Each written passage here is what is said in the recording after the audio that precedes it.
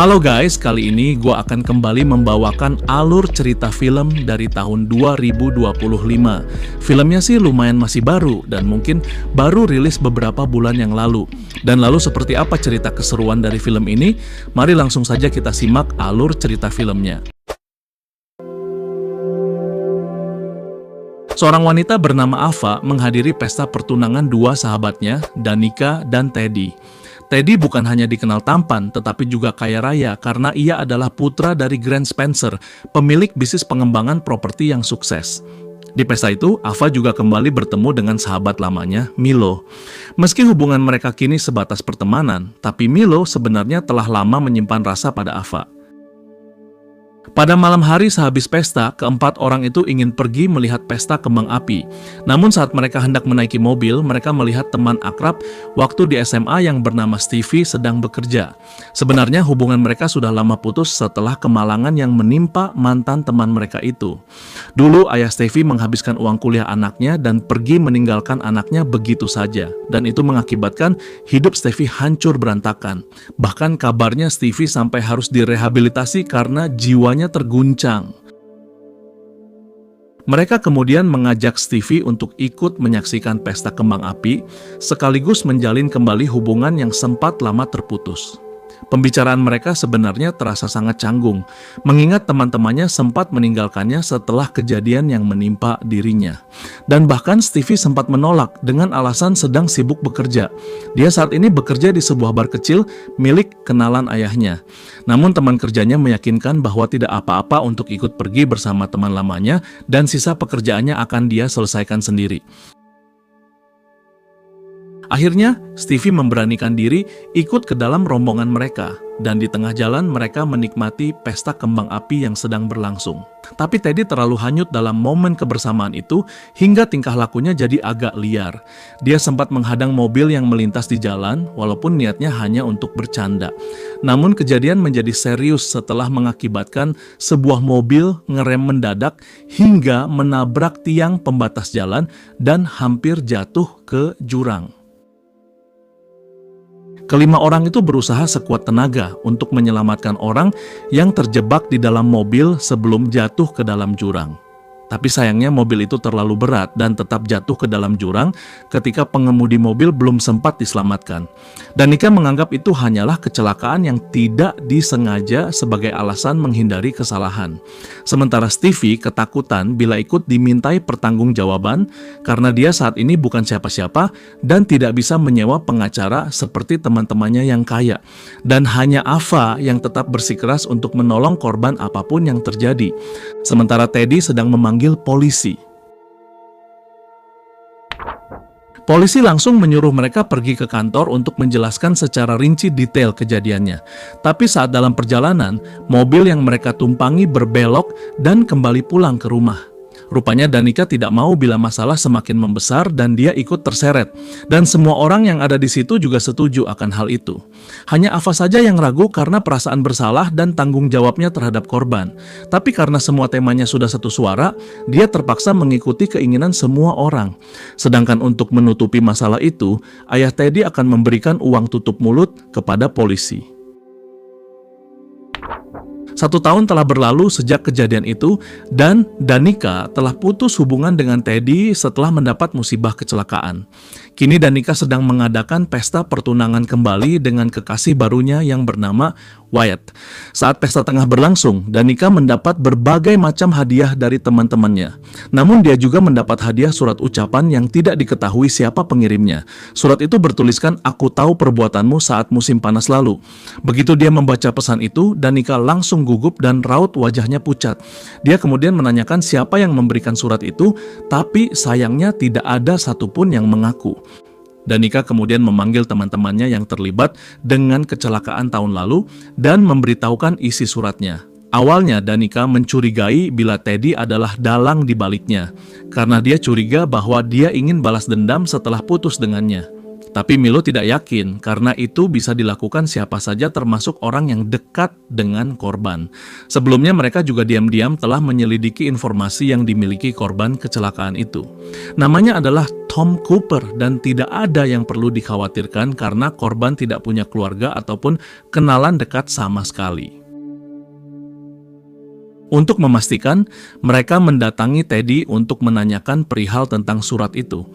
Saat ditemui, Teddy terlihat sangat kacau seolah gaya hidupnya jadi berantakan. Dan saat mereka memperlihatkan surat itu, Teddy justru terlihat kebingungan seolah memang tidak tahu menahu tentang surat itu. Jadi kemungkinan besar Teddy memanglah bukan pelaku di baliknya. Dan kalau begitu, apakah ada orang lain yang melihat kejadian itu? Pada malam hari setelah pesta berakhir, Danica merasa ada sesuatu di sekitar kediamannya. Entah itu memang ada sesuatu atau cuma perasaannya saja, tapi yang jelas hatinya sangat gelisah.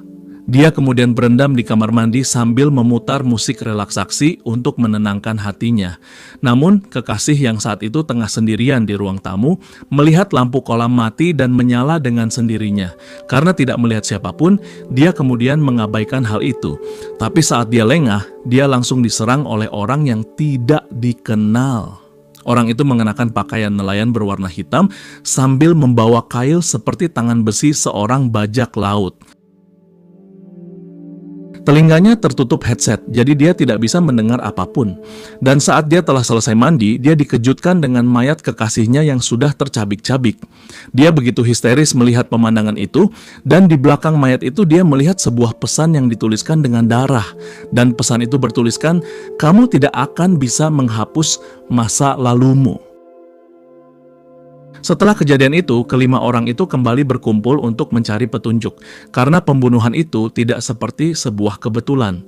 Dan Teddy yang sudah tidak menjalin hubungan dengan mantan kekasihnya juga turut ikut dalam pertemuan itu. Mereka menebak-nebak siapa dalang di baliknya. Dan saat tengah berpikir, Danica memutar konten cerita horor yang mana kasus pembunuhan yang terjadi sedang viral. Isi konten itu menceritakan kasus di tahun 1997, di mana ada seorang pembunuh berantai mengenakan jaket hitam nelayan. Dia meneror sekelompok remaja dan menghabisinya satu persatu menggunakan kaitnya. Dan sebelum pelaku memulai aksinya, si pelaku memberikan pesan anonim. Dan kebetulan Danica juga mendapat pesan anonim di pesta pertunangannya. Setelah mendengar hal itu, Ava memutuskan menemui seorang wanita bernama Tyler yang memiliki konten cerita horor tersebut.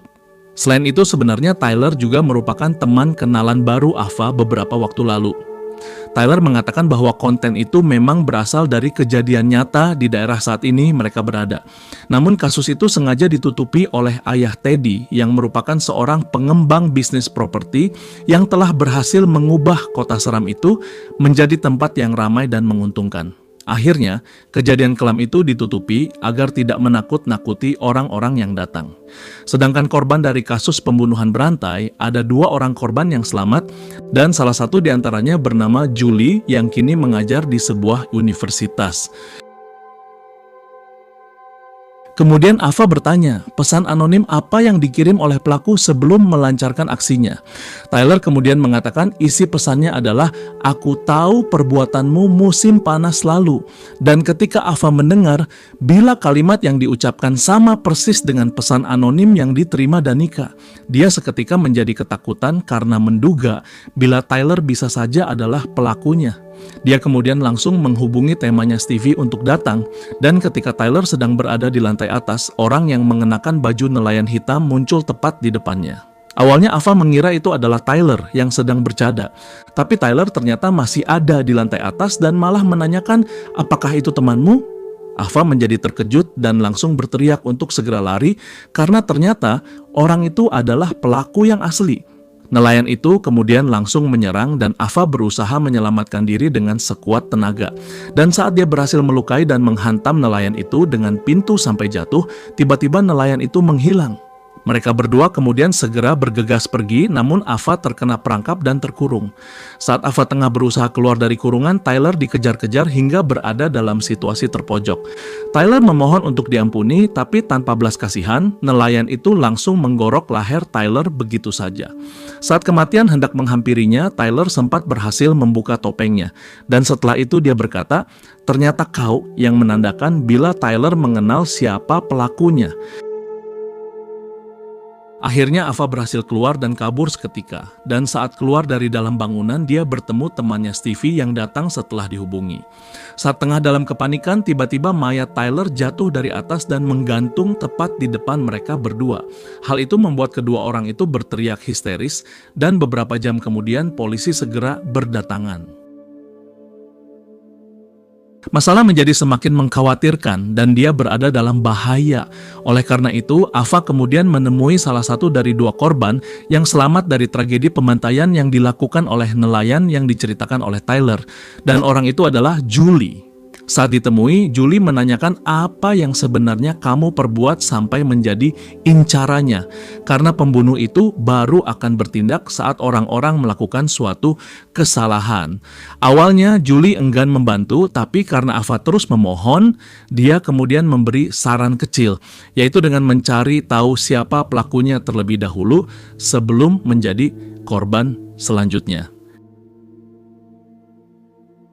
Orang-orang di kota menjadi heboh dan mereka meminta supaya kasus itu diselidiki lebih lanjut. Akan tetapi, Grant dan polisi hanya mengatakan bila korban yang tewas bukan karena pembunuhan, melainkan karena bunuh diri. Dia jelas-jelas menutupi kasus itu, karena khawatir bila orang-orang menjadi ketakutan setelah tahu bila ada pembunuh berantai yang berkeliaran. Dan tak lama setelah itu, bos di tempat Stevie bekerja datang. Pria itu bernama Ray dan ternyata adalah salah satu dari dua korban selamat dari tragedi di tahun 1997. Ray membujuk agar pihak keamanan bertindak serius agar apa yang menimpa dirinya dulu tidak kembali terjadi. Akan tetapi Grant dan polisi tetap bersikeras dan sebagai jaminan dia mengatakan bahwa kepolisian akan berpatroli dengan lebih ketat dan gereja Trinity yang ada di wilayah itu akan selalu terbuka untuk menerima keluh kesah dari orang yang trauma maupun yang sedang dalam masalah. Dan seorang pastor bernama Judah akan menjadi tempat berkeluh kesah untuk orang-orang yang jiwanya terguncang. Karena pihak keamanan kurang bisa diandalkan, mereka kemudian datang menemui Ray yang merupakan salah satu korban selamat untuk meminta petunjuk. Rupanya Ray adalah mantan suami Julie. Dia mengusulkan untuk mencari tahu mobil apa yang dipakai oleh korban pada waktu itu. Karena hal sekecil apapun pasti bisa dijadikan petunjuk. Eva, Milo, dan Stevie kemudian datang ke tempat pengolahan limbah otomotif di mana mobil bekas maupun rusak dihancurkan. Dan di sana mereka menemukan petunjuk bila ternyata pemilik mobil itu adalah Pastor Judah.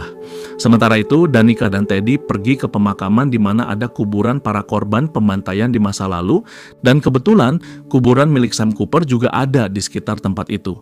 Di sana mereka menemukan bahwa di pemakaman Sam Cooper terdapat sebuah bunga, yang artinya ada seseorang yang mengunjungi makamnya. Padahal setahu mereka, Sam Cooper tidak memiliki keluarga ataupun orang terdekat. Akhirnya mereka bisa menemukan petunjuk yang kuat dan kemudian mereka meminta penjaga makam agar mengecek CCTV di pemakaman untuk melihat siapa yang datang mengunjungi makam Sam Cooper. Tapi pada saat penjaga makam sedang mengecek rekamannya, dia justru dihabisi oleh nelayan hitam yang datang untuk menghancurkan barang bukti. Hari mulai gelap, tapi penjaga makam tidak kunjung kembali.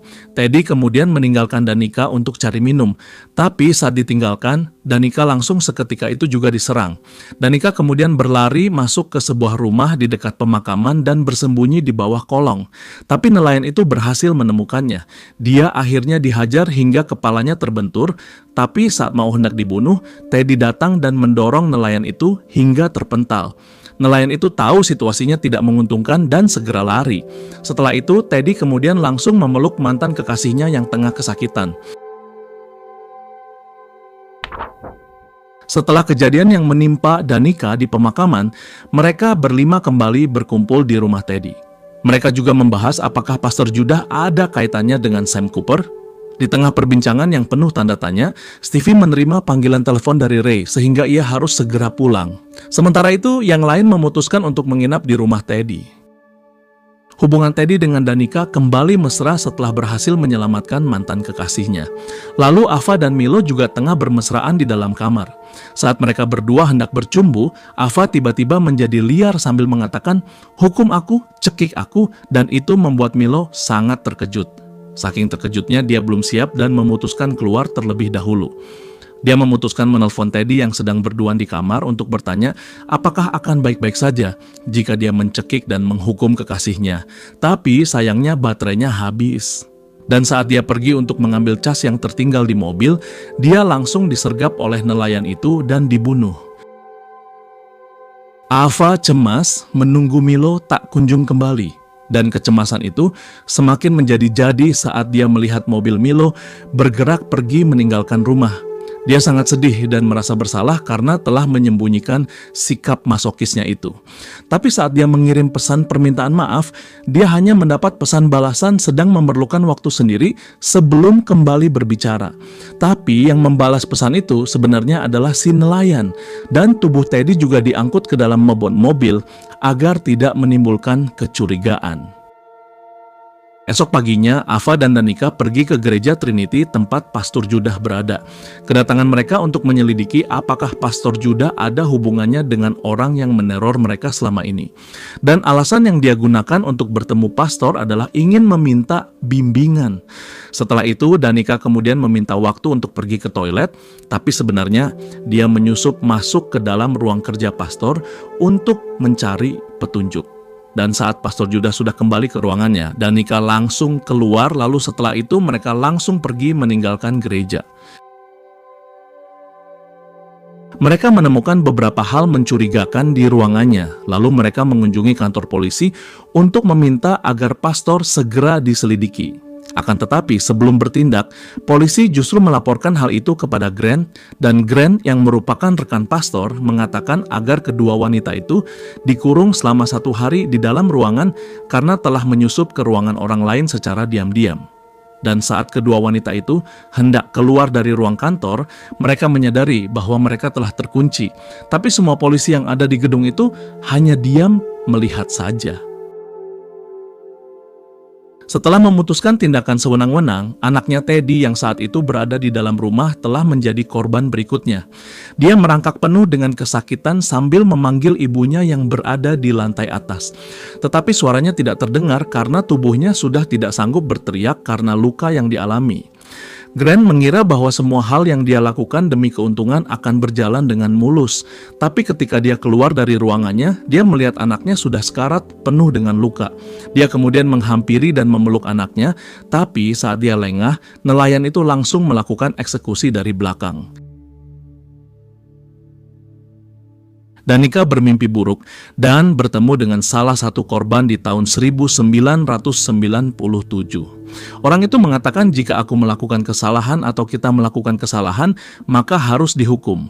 Dan sesaat kemudian dia terbangun di kantor polisi yang sudah dipenuhi kekacauan. Tidak tahu apa kekacauan yang terjadi, mereka kemudian dilepaskan dari dalam kantor, lalu mendatangi sebuah kerumunan massa di tengah kekacauan itu. Rupanya di situ dia melihat Teddy dan ayahnya sudah tewas dalam keadaan tercabik-cabik dan tubuhnya digantung. Danica seketika histeris melihat orang yang dia cintai kembali meregang nyawa, tapi dia kemudian langsung dibawa secara paksa oleh teman-temannya untuk dibawa pergi meninggalkan kota. Sebelum pergi, Ava sangat senang karena secara kebetulan mereka menemukan mobil milik kekasihnya Milo di tengah jalan. Akan tetapi dia juga dibuat tak kalah sedih setelah mengetahui bila kekasihnya Milo ditemukan tewas di dalam mobil. Mereka bertiga kemudian segera pergi menaiki kapal dan meninggalkan wilayah itu. Sementara para polisi yang merasa bila kasus ini sudah melewati batas, langsung menyerbu gereja milik pastor dan menangkapnya. Tapi ternyata pastor juga bukan pelakunya karena dia juga ditemukan dalam keadaan sudah tewas dan menjadi salah satu korban. Polisi kemudian melihat sebuah foto di mana ada banyak sekali wajah dan di foto itu ada wajah Sam Cooper dan Stevie yang terlihat sangat dekat. Saat mereka sudah berlayar di tengah laut, tiba-tiba ada yang menjatuhkan jangkar dan membuat kapal berhenti. Lalu tiba-tiba nelayan itu sudah ada di sana dan mengincar mereka. Tapi di situ akhirnya si nelayan membuka topengnya, dan saat topengnya dibuka, hal itu membuat mereka berdua sangat terkejut. Karena ternyata Stevie lah pelaku yang dengan tega menghabisi semua kekasih dan teman-temannya dengan sangat sadis. Alasan Stevie melakukan itu karena setelah keluarganya jatuh miskin, ayahnya pergi dan hidupnya sengsara, semua teman yang dimiliki meninggalkannya. Bahkan, akibat hal itu dia menjadi gila dan sempat direhabilitasi. Namun akhirnya dia bertemu Sam Cooper yang selalu ada untuk dirinya dan selalu menjaganya. Akan tetapi pada waktu malam Stevie pergi bersama mereka untuk melihat kembang api. Sam Cooper cemas dan takut trauma Stevie kembali lagi. Jadi karena itu dia meminjam mobil Judah untuk menjemputnya. Dan dia adalah orang yang tewas gara-gara menghindari Teddy yang berdiri di tengah jalan.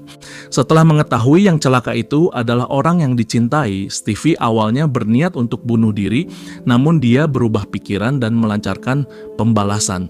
Sebenarnya Judah bisa saja mengatakan bila mobil yang dibawa Sam Cooper adalah mobilnya dan menjadi saksi bukti yang sedikit menguatkan. Namun Judah justru dengan senang hati menerima uang tutup mulut dari Grant. Sedangkan untuk teman-temannya, dia berpikir tidak akan mungkin mau mengakui kecelakaan yang terjadi malam itu karena sebelumnya mereka sangat takut jika menjadi tersangka. Setelah berbicara panjang lebar, Stevie kembali melancarkan aksinya, dan kali ini dia mengincar Danica terlebih dahulu. Namun di saat itu Ray muncul dengan kapal menyusul mereka. Ray kemudian segera menodongkan senjata dan memperingatkan Stevie agar menghentikan semuanya. Akan tetapi Stevie menolak dan justru menyerang Danica hingga terjatuh ke laut. Ray pun tidak punya pilihan selain menembak, yang membuat Stevie juga ikut terjatuh ke dalam laut. Dan setelah kejadian itu, Ava pulang bersama Ray dan singgah di barnya. Ava yang saat itu tengah mengalami kejadian yang hampir merenggut nyawanya menceritakan semua yang terjadi kepada Julie setelah seluruh kebenaran terungkap. Namun, setelah mendengar bahwa Stevie adalah pelakunya, Julie mengecek di berita siapa itu Stevie. Dan saat dia melihat bila anak bernama Stevie adalah anak yang dekat dengan Ray, entah bagaimana dia langsung menyadari bahwa Ray pun ikut terlibat, seolah mantan suami istri itu mengenal sifat dan rahasianya satu sama lain. Dan ternyata hal itu memang benar saat Ava bersama Ray di tempat barnya. Dia melihat luka di punggung Ray sama dengan nelayan yang pernah dia lukai waktu itu. Dan saat Ava yang ketakutan hendak pergi meninggalkan bar dengan alasan ada keperluan, rupanya tempat itu sudah dikunci. Ray menduga alasan dia berpamitan ingin pergi karena curiga setelah melihat bekas luka di punggungnya. Ray berkata bahwa sebenarnya Stevie meminta agar Ava dibiarkan untuk tetap hidup, karena dia menjadi satu-satunya orang yang ingin tetap menolong korban saat mengetahui telah jatuh ke dalam jurang. Dan juga merupakan orang yang sangat tidak ingin menyembunyikan fakta kebenaran dari polisi. Lalu Ava bertanya, lalu kenapa kau membunuh Stevie? Dan lalu Ray pun menjawab, benarkah? Yang artinya saat ini Stevie masih hidup dan yang mereka lakukan pada waktu itu hanyalah pura-pura saja. Karena tujuan Stevie adalah menghabisi semua targetnya kecuali Ava, dan setelah itu pura-pura mati. Tapi Ray memiliki pemikiran lain dan tidak ingin menyisakan satu orang pun. Ava kemudian bertahan sekuat tenaga untuk tetap hidup. Dan pada saat itu, Julie sudah sampai dan berhasil mendobrak masuk ke dalam bar.